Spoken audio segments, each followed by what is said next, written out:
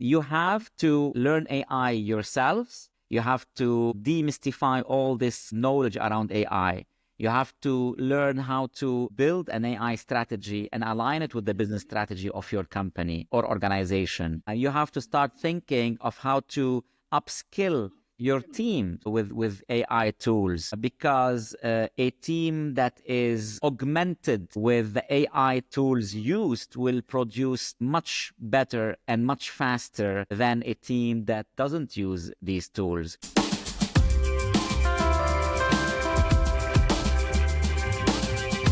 Welcome to Sustainability Transformations Podcast, the show where we explore cutting-edge sustainability topics and their real-world impact. I'm Enoch, and today we are diving into the world of AI and smart cities and how that technology is shaping the future of sustainable urban living. So join us today. We are so proud to have Alaa Dalghan, a leading expert in AI and smart cities, a senior business executive with 18 years of experience in AI, machine learning, IoT, smart cities, specializing in digital transformation, innovation strategies. He has a strong background in strategy, business development, and consulting. Has advised C-level executives across public and private sectors, leveraging emerging technologies for growing. A recognized thought leader and a keynote speaker, recently a TEDx speaker, and he has incredible global clients from Dubai Future Foundation, ADNOC, MTN Nigeria, Dell Technologies, and a whole list more. So today we are unpacking that sustainability of AI-driven smart cities, why they matter, how they can help us, whether it's a society sustainability goals or business sustainability goals, and the challenges that we should be aware of. Why should sustainability professionals and business leaders who manage sustainability issues pay particular attention to AI and smart cities? Enoch, thank you for having me. Happy to be on your podcast. Looking forward to an exciting conversation. Yes, a sustainability expert should look at AI because it's an extra brain and could be an extra 100 brains or 1,000 brains that he or she will be brainstorming with to solve tactical or strategic problems regarding sustainability. I've been recently reading that very interesting essay by Dario Amodei, the CEO of Anthropic, one of the leading AI labs. He wrote an essay called Machines of Loving Grace. And it was about the upside of AI. And he describes the arrival of general AI, or powerful AI as he calls it, as a country of geniuses inside a data center. Now, imagine if you have a country of geniuses, of Einstein inside a data center, brainstorming with you about any problem. Okay, obviously, you don't expect, immediate magic.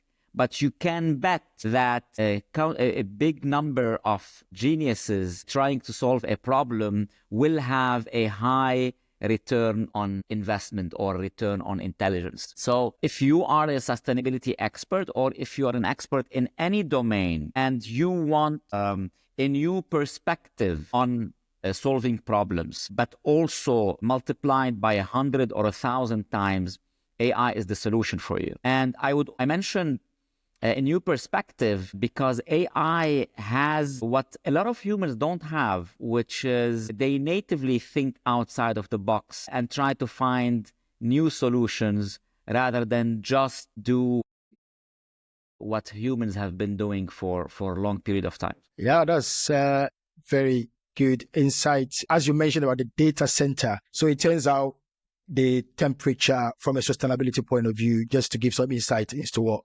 Alaa's mentioned, there are some practical challenges, like whether changing the temperature of cooling of a data center by 1 degree at a certain time of the day can save companies energy consumption. And so imagine a person sitting by a desk trying to quantify, but from what you've described, just giving that data center example, the AI can monitor the appropriate timings that if you reduce the temperature or increase it at the appropriate moment. So that surely has a significant impact. So yes, the data centers are one of the biggest drawbacks of these huge, massive data centers that are used to train AI and for AI inferencing. They call them AI factories. One of their biggest drawbacks is how energy hungry they are. Elon Musk's Colossus AI factory has more than 150,000 GPUs. Facebook has more than 300,000. Microsoft has more than 150,000, and they have 1.8 million GPUs being ordered. Think of Google, think of Amazon, think of all those big companies racing to build these massive data centers. Yes, we will get good AI out of it, intelligent AI. The drawback is they are very energy hungry. They spend a lot of energy. Most of this energy is spent on cooling, but a lot of it as well is spent on the GPU because the GPUs require a massive amount of power. This is one of the drawbacks of the AI revolution. Now, as you mentioned, a short-term solution or a tactical solution could be using an intelligent system and you don't need an AI for this, just regular automation, to control cooling, to do some clever tricks here and there. But this is not a fundamental solution, Enoch. A fundamental solution, in my opinion, is to move away from the fossil fuels that are being burned to power these massive data centers. This is what everybody in the world is thinking about right now. It doesn't seem to be a solution on the short term, but there are definitely solutions on the mid to long terms. Even if solar and those types of clean energies are not ready yet to supply massive data centers and AI factories, the obvious answer would be nuclear. So you will start finding and reading in the news that most of these big players are planning to build their own nuclear reactors to power these data centers. And I think this is a good thing. Nuclear is renewable, nuclear is clean, and despite few very famous and very unfortunate tragedies throughout the years with Chernobyl, with Fukushima, nuclear is still one of our best bets to power these data centers in a clean way. The amount of energy which is required is shaping the discussions around, these AI systems are hungry for energy, and how do we bring in a diversity of supply from nuclear, solar? So where, apart from the data centers within cities, like urban environments, would AI-powered systems also help? I know you've mentioned about the data center, but are there any other smart city applications, AI applications could help? Absolutely. So if we solve that issue of power hungry AI factories, then from there on there are many upsides to AI providing solutions for day-to-day problems in cities. My top pick would be solving traffic and solving pollution. Obviously, there are many other things that you can think of, from water management to sewage, all sorts of urban problems and city management problems will benefit from a multiple order of magnitude increase of intelligence that the AI will give us. My top two would be solving traffic and solving pollution. I would give you a couple of examples. Many cities have already started using AI systems to monitor traffic and predict traffic. There's an AI system installed on the Nippon Highway in Japan, and it takes short videos of what the highway looks like every time of the day, okay? Every few minutes, every 5 minutes. So it's morning versus evening, it's Mondays versus, Tuesdays, it's summertime versus wintertime, it's weekends versus weekdays, rush hours versus regular hours. And it collects all of these huge amount of videos and it learns from them when a traffic could start accumulating. And then, based on all of what it learned, it starts monitoring the real-time traffic. And whenever the same circumstances that led to a traffic jam in its training data starts happening and starts aligning, it predicts that there will be a traffic jam on this highway in the next hour or in the next 2 hours. So city planners can immediately act on that, or the system automatically act on that by rerouting the traffic to other exits to less congested roads. You couldn't have done this without an AI system that is dynamic, that looks and learns and studies and extracts intelligence from its environment. Could that perhaps go into a segue of autonomous vehicles, which has been promised? Is it safe to say those are AI-powered vehicles where it can reroute, or that is a subset of these AI applications? So, from a sustainability point of view, how these autonomous vehicles, they can self-drive the cars, but the reason they're able to self-drive these cars is because, like the explanation you've given, models have been trained so they know when to stop, when there are dangers around roundabouts, traffic lights, and so on. So clearly, it looks like not only that scenario can save greenhouse gas emissions if the AI-powered vehicle is able to manage the routing in such a way that, for example, if an AI-powered vehicle was delivering for Amazon or another big company, the AI-powered vehicle perhaps would travel, let's say, 60 miles in that delivery journey, whereas a human being would have traveled 100 miles. So if you subtract that 60 from the 100 miles, that 40 is a saving. So clearly just expanding on the example that you've given. You gave a great example. The electric vehicles / autonomous vehicles are the perfect example that combines together AI, the AI story, and the sustainability story. Okay? Very few autonomous vehicles are petrol powered. You can't, I mean, they don't have to be. You can conceivably design a petrol-powered vehicle that has autonomy, but the entire trend of autonomous vehicles is 90% or more EVs.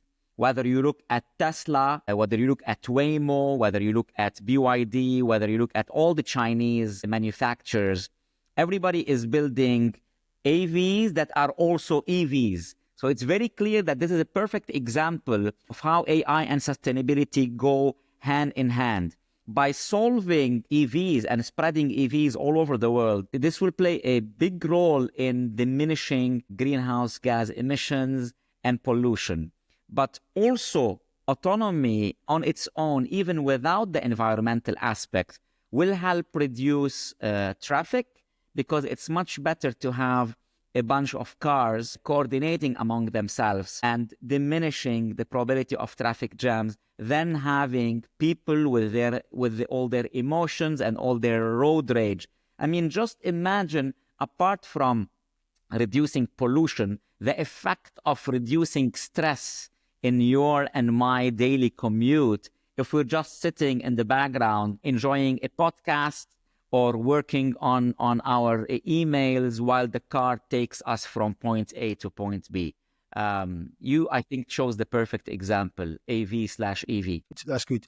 So I know we looked at the smart cities, but from a business setting, if we focus on the environment of AI application for businesses based on perhaps the training you've done with AI systems for businesses or the insights, what are some of the key areas for businesses, perhaps more AI applications, which could help in the applications of businesses, whether it's operation, if you've got any other insight which could help for the listeners? Well, the first thing I always tell my clients is AI is not new. It's true that generative AI is new, like ChatGPT, Gemini, Claude, Copilot, and others. It was invented in 2017. It became mainstream in 2022 on November 30th when ChatGPT was released. So generative AI is new, but AI itself is not new. So traditional AI, or trad AI for short, has been maturing for the past decades and became mainstream in enterprises, in large enterprises in the mid-2000s, specifically numerical or analytical AI. And in the early 2010s, 2012, specifically vision AI or vision models. You also have at the same time the rise of gaming models, biological models like AlphaFold that solved the protein folding problems and got Demis Hassabis and the DeepMind team a Nobel Prize 3 months ago. But back to your question, now that we've established that AI is not new and trad AI has already been mature in enterprises, how are businesses using AI to solve their problems? I will give you multiple examples. Number one, predictive analytics. If you have a lot of data about the performance of your company for the past years, and you want to predict that same performance for the next few quarters, AI does that for you. Number two, segmentation. If you are a, let's say, telecom operator, and you have tens of millions of subscribers, AI can look at the behavior and history of these subscribers and then divide them into different groups and then draw circles around each groups and color them. And then AI will go and tell you, this group is most likely to churn. So go quick, do something to keep them. This group is your most loyal customers. So just maintain this relationship, give them rewards. That group has a 90% chance of buying this bundle if you just pitch it. So AI can help a lot in that. It also can help in fraud detection. If you're a bank, banks have been using AI for fraud detection for the past decade. It's a mature application now. If you was traveling in Prague a couple of years ago and used my Dubai-issued credit card in a coffee shop there, and in 20 seconds I received a phone call from my Dubai-based bank telling me, Mr. Dalghan, your card is being used in Prague. Is this you or is this a hack? And I said, no, it's me, thank you. So AI combined with streaming analytics or real-time analytics is the only way that you can do this application, which is detect the potential of fraud while it's happening, not after the fact. And those are only examples in soft industries, right? If you go to hard industries such as factories, oil and gas, AI is being used for machine downtime prediction, okay? It's called condition-based monitoring. It's being used for camera-based defects identification, manufacturing defects identification. The new generative AI tools are started to being used in customer support. You will see them more and more being used as coders, virtual coders or programmers. And once this new trend of agents matures, you will start seeing virtual employees, which are AI agents, acting all across the organization. Exciting times we're living in, Enoch. Absolutely. I could relate with practical examples of that predictive analysis. If you have a customer service agent where a customer asks for a request, but say the request can't be done today on a Friday, but the request has to be done in a future date. That future date, that customer support agent is on holiday. The AI can then alert, but there are so many instances where because one person was not in work, that could then escalate into various complaints. What's on? Anytime I discuss sustainability business case, key themes that comes out is employee engagement, where a lot of companies pay thousands of pounds or dollars or currency in the local in attracting talent.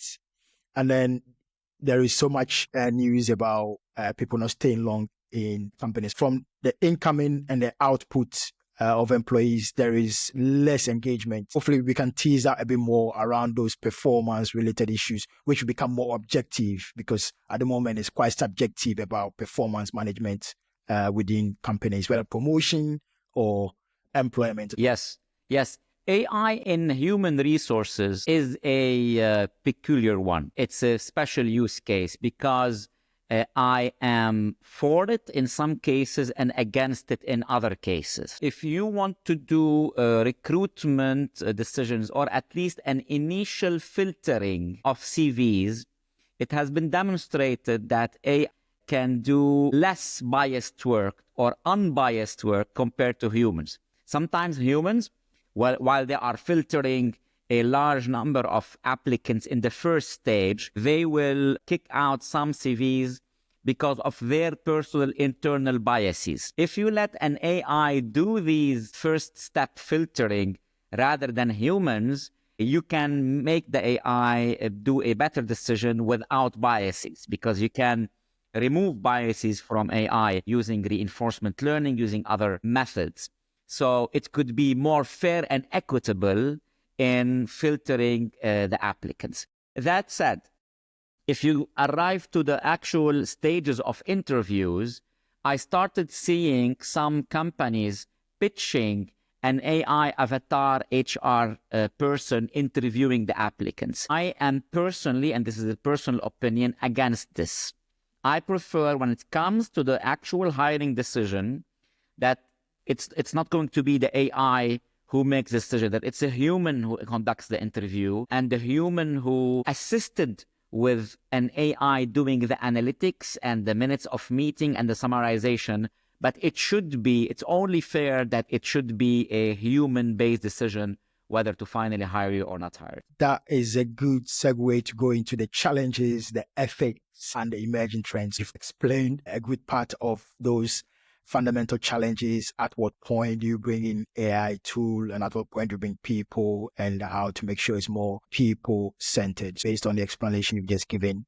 Are there any other? Dozens. There are dozens. One of my keynote speeches is just 45 minutes listing and discussing the different challenges and threats of AI. So I would start, with the less dangerous ones. I don't want to go to the existential ones. Will AI take over the world? Will AI kill us all? Let's talk about the more practical ones at the business level, at the economy level, at the day-to-day level. One of the first challenges and threats would be deep fakes.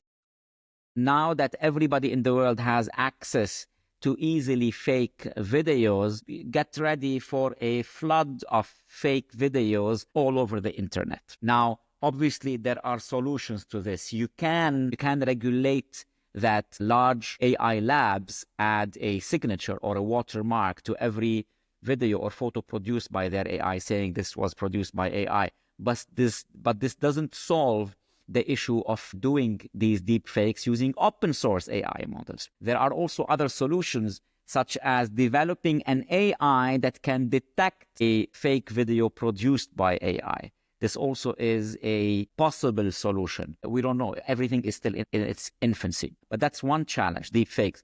Another challenge will be fake news. AI can spread and augment fake news. So you get yourself, surrounded with a barrage of news where you don't know what's true and what's not true. A third challenge would be copyright issues.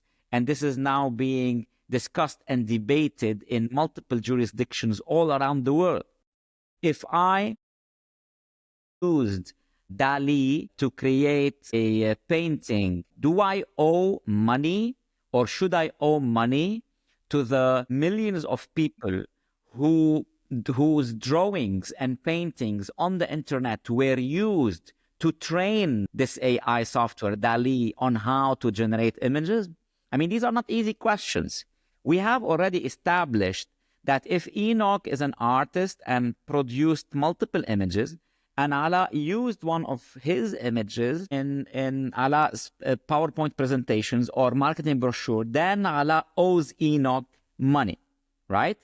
But we have not established that instead of Alaa using directly Enoch's art, if he just takes these art and uses them to train an AI software on how to generate new and fresh art, and this AI now generates new paintings completely different than the ones that Enoch painted, does Alaa still owe Enoch money?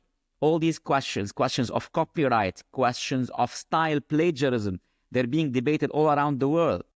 If I copied your painting, then this is plagiarism. This is very well understood. But if I asked my AI, draw me a painting that has this and that and that in the style of Enoch, okay? Is this fair? A lot of questions are being debated in regulations rooms, in lawyers' rooms, offices all around the world as we speak. These are practical challenges, which perhaps on another podcast we can explore from an educational, how that is going to disrupt the educational sector because of how the model of teaching students in traditional colleges and universities. And I suppose that brings it to your AI training as well. So how do you see the mindset shift of the AI training you provide and the traditional, say, computing systems? So are these big AI companies demanding and hungry for more and more data scientists and AI engineers? Absolutely. There's a mismatch between supply and demand in the number of data scientists, data engineers, and AI engineers and developers, not only for the big companies, even here in Dubai, in all over the UAE, in the GCC in general, everywhere I go, there's more demand for AI talent than the market has to offer. How will this translate to universities? I think universities must immediately start offering AI and data science and data engineering curriculum that builds a larger talent pool and starts feeding this large demand in the market for AI talent. In addition to technical AI education to supply more data scientists and AI engineers to the market, there should also be a general AI education. AI is important to be learned not just by technical engineers who will work to create these systems and maintain them, but for everybody. AI is a tool that will change the way we live and the way we work, so we must all learn it. Remember how in the early 2000s, few people in the world knew how to do a Google search. And now, I would easily say 90+% of the people on this planet can do a Google search. This is what AI will be. It will be a tool that anybody in the world can use it. And the way you talk or you interact with these AI tools is through prompts. And that's why the name prompt engineering was created. Now, I have an issue with the name prompt engineering. I don't like it. I hate it, in fact, because it scares people away because it has the word engineering in it. People think that I have to have an engineering degree to learn prompt engineering. And I always tell my clients and my students that's not true. Prompt engineering should have been called prompt design or effective prompting. And prompt engineering, unfortunately, I still have to use this name because that's what's the name that everybody calls it in the market. Everybody can learn prompt engineering. You can teach it to your 5-year-old child and you can teach it to your 105-year-old grandmother. It's very easy to learn. You can learn it with a simple rule of thumb, which is role, context, task. I explained this in my course. I explained this in my classes. And we taught this in the 1 Million Prompters initiative that I co-created with Dubai Future Forum. And it's teaching people all around the world how to use prompt engineering. So prompt engineering is a skill that everybody can learn, but it's also a skill that everybody should learn. And that's the second angle of education, which is everybody should be educated on using these AI tools in their day-to-day life, even if they are not in a technical or engineering or data science role. Oh, that's great. In fact, you've answered one of the common misconceptions. I was going to ask whether AI was just for the rich or the affluent, but from what you've explained, just as the search is now a common skill that everyone needs to do their job. Fast forward to 2025, what one innovation are you most excited if you're using the crystal ball to look into the future, which I know is a very difficult thing to do?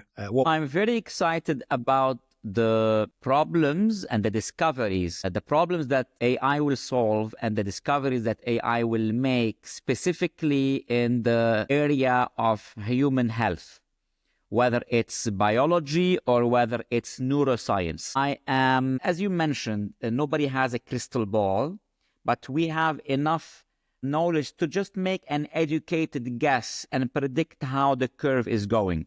And the way the curve is going is the biggest applications and the most impactful applications of AI in the next decade will be biological health, and there will be neuroscience. You can start by just thinking what AlphaFold did, right? So for those in your audience who don't know what the AlphaFold is, Demis Hassabis and Mustafa Sulaiman created DeepMind in 2009.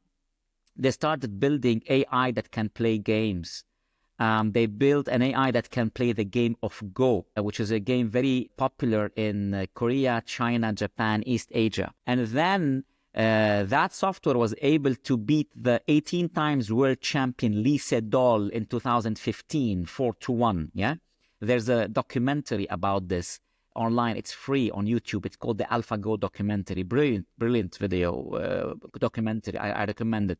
So after that, they readjusted the code. They stopped playing games and they took the same code of AlphaGo and they readjusted it to create a new software called AlphaFold, trying to solve an old problem in biology called the protein folding problem. So proteins are a main building block of life. Proteins are existing in every single cell, and some of them fight viruses and some of them transport energy, and they're super important. They also fold geometrically in different ways. Scientists wanted since 50 years to create a log, a record, a register that maps every protein folding structure to its function. That was the dream. The problem is building this register is very slow because to map one protein, you need 3 to 5 years with 1 PhD and 2 graduate students. And we have 200 million proteins in the world, Enoch. So there is no way humans can do that. AlphaFold instead was able to do all this in few years. In July 2022, they finished mapping the entire 200 million proteins that are all the proteins known in any living organism on this small planet we call Earth. And they uploaded all of this information for free, folders of the, World Health Organization, and they made it available to all scientists in the world. So now we have more chances to create better vaccines, better antibodies, medications. And if this is just one, and by the way, Demis Hassabis was awarded a Nobel Prize for chemistry 3 months ago, the first ever time in history where a coder, a programmer, gets awarded a Nobel Prize for chemistry. But if this is just an indication of things to come, you can only imagine a 10x smarter AI, or what Dario Amodei calls a country of geniuses inside the data center. You can only imagine the amount of breakthrough that we will do in medicine.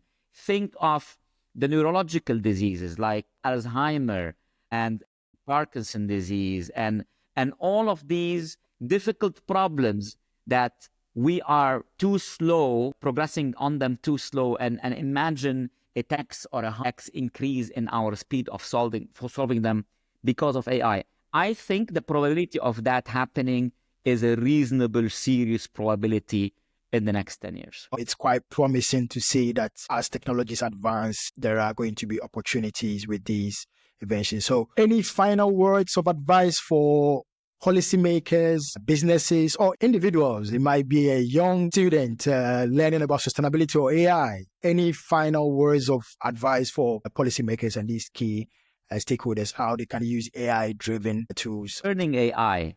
It's not difficult to learn. Don't be scared. Don't think that this is something that only a 4 years engineering degree can learn. Everybody can learn using AI tools in their day-to-day office work and in their day-to-day life. So if you work in an office or if you work in the field, start downloading one of these AI apps, free AI apps, on your phone, and start talking with your AI assistant, start assigning tasks to your AI assistant, start brainstorming, ideating, researching with your AI assistant, and learn how to talk to them. For policymakers, it's the same advice. Start educating, getting more and more educated on AI, on the promises and opportunities and upside that AI presents, but also on the risks and threats and challenges that AI presents. Because in an ideal result from regulators, we want regulations that are innovation friendly and business friendly, but also protects us from the dangers. We don't want, if I would be advising regulators in our part of the world who are very innovation friendly and business friendly, I would say we don't want, as loose regulations as, say, in the United States around AI, but we don't want as harsh regulations as they have in the EU around AI that is absolutely killing any innovation and any advances in the world of AI. Striking this balance is essential. It's easier said than done. I'm not saying these regulators have an easy job, but it's imperative that we get this right. We want the progress, we want the innovation, we want the upside, maximize it while minimizing the downside. That's great. A powerful call to action, which these variety of stakeholders who are listening, policymakers, businesses, and individuals. So, I huge thank you. Businesses. Let me just add this one to CXOs, leaders of organizations, whether in the public sector or in the private sector. You have to learn AI yourselves. You have to demystify all this knowledge around AI. You have to learn how to build an AI strategy and align it with the business strategy of your company or organization.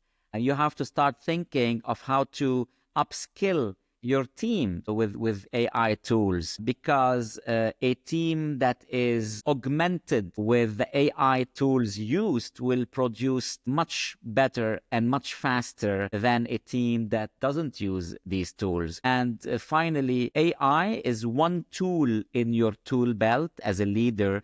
The augmentation aspect surely helps, whether using external teams and internal teams, and how to make sure the performances are achieved. So huge thank you to Alaa Dalghan for sharing these incredible insights. It's been fascinating learning the various aspects from the smart cities as we started through the AI applications for businesses and even for learners like myself, as I alluded to, from a sustainability point of view, how to implement all the opportunities. There is the health looking forward, but also policymakers not to be too strict with the policies, but also allowing innovation to be able to flourish, which also helps creating jobs and opportunities. If our listeners want to learn more about your incredible work, when I gave the intro, the number of organizations, MTN and the other key companies you work for, where can they find you, Alaa?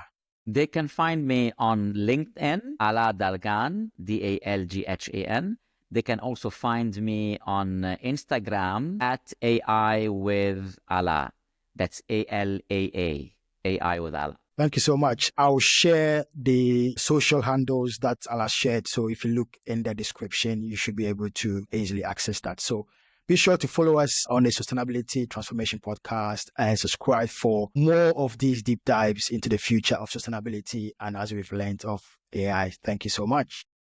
Thank you, Enoch. That was very enjoyable. That's great.